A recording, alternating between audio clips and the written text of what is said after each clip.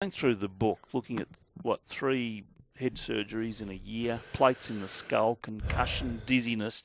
You kept playing. Now, it's either brave or stupid. Yeah, well, Which is it, stupid or brave? It's the competitor inside you, Neil, and that's the thing that we love playing footy for, and love the competition and love challenging ourselves, really. And I was still pretty young. I was only 30 at that stage, and still had aspirations of wanting to play in a premiership. Obviously, even though a lot of people would think that's misguided. Yeah. But I was able to get back, and it was a bit of a challenge. I was really. I suppose I really wanted to get back from those head injuries and prove that I could do it to myself and get back out there and play footy, albeit probably not the level that I was able to achieve throughout the prime of my career, but at least I was able to get back. Were you ever frightened playing football? Yeah, I think there's times, yeah. And I don't think any footballers can say they've gone through their whole career with and they've never pulled out of a contest or they didn't go quite as hard. And I was one of those guys. I'll freely put my hand up. I think even the great Glenn Archer put his hand up and said that. And so there's no doubt, when you're going into a contest or going back with the flight of the ball. When I took the mark of the year, I was incredibly frightened. But I suppose it's being able to conquer those fears and being pushed that and being able to survive it, whether it's going into a contest or where you have an important shot in the game, it's being able to, I suppose, mentally override that. Remember Tony Shaw telling me one day he was filling the gap. Tony Lockett's coming down behind him. Yeah. Tony Shaw's been giving Lockett lip all day. Yeah. And he's standing there and he knows that Lockett's going to kill him. He just knows it's going to. Yeah. He said, well, I can pull out or I can take the pain. If I pull out, I'll never live it down. If I take the pain, everybody will forget. Is that part of the motivation? I think it is. I think it's that fear of failure, certainly fear of failure that drove me in all areas. But it was. So you get to that point of no return when it was time to approach a contest and you think, it's just, I've got to go here. I've got to go. I've got to force my way through it because it's great now. Obviously, the media has exploded in the game, and that's what's made footballers become very well paid and have a great occupation, but there's a lot more pressure, and the microscope is on players now, especially their attack on the ball. How many bits and pieces you got in your head now?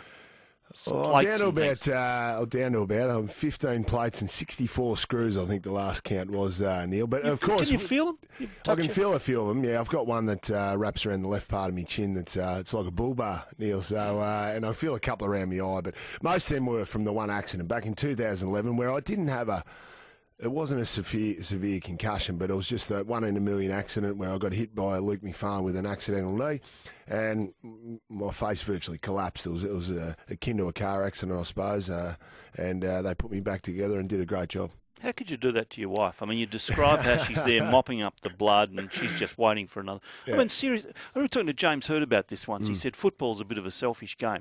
Yeah. You as an elite footballer, not your average bloke, but your whole life is around what you eat, what you do, the risk of injury, and the family takes a back seat, don't they? It's a good point, Neil. I speak about that selfish part of it in the book. Actually, I'm going into quite detail, and it's a good selfish, we call it, because to survive at the elite level for such a long time in any especially a professional sport, you have to be selfish, and that means even the people close to you get pushed to the background, or certainly have to. But more than that, your wife Kylie was really suffering because of it. Well, exactly right, because they have to watch what obviously what happens out on the field. But eventually comes the point in the time where I think if I'd have kept playing, it starts to become a bad selfish. And I was reminded of that point by a good friend of mine, Craig Britton, Wayne Britton's brother, who coached Carlton. He was a long-time coach of the Lions, and he said, for now you start to take the risks when you're getting medical advice the other way. He said, you've got a young family, you obviously got a wife that loves you and cares for you, but if it's taking an emotional toll on her and the people close to you, that becomes a bad selfish. And I suppose that was the way it was put to me. I thought, yeah, you're right. Did you ever feel any guilt about? I mean, particularly Kylie, and you mentioned in the book, undergoing postnatal depression, and she's talked about that publicly. God bless her, because it's got a lot of good, positive attention.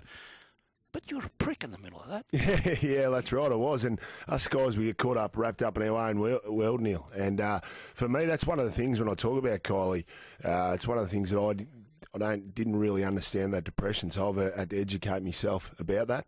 And because I certainly haven't suffered from it in the past, but obviously the struggles that she goes through with childbirth, multiply that by about 50 of watching me get my head whacked around. And I think the clincher was when she saw me on the gurney with a oxygen mask on me on the middle of a footy field. That's pretty scary for her. So, but she was a great support, and she knew how important football was to me. So she never, I suppose, made a real presence felt until right at the end.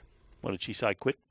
No, she just said, I could just tell, when you tell, people close to you, you can tell when it's having an emotional toll on them, and they're trying to hide it from it, but you can see in their eyes. I think the eyes give it away, Neil, and I'm going to look into those eyes, and you could see the fear of what was going on. It was time to walk away, but she's been her and Mum are obviously the closest females in my life, my mother Mary, and they've been tremendous support all the way through it, and I think that's a big part why I was able to continue playing footy, because of that support they provided when probably a lot of the rest of the community was saying stop.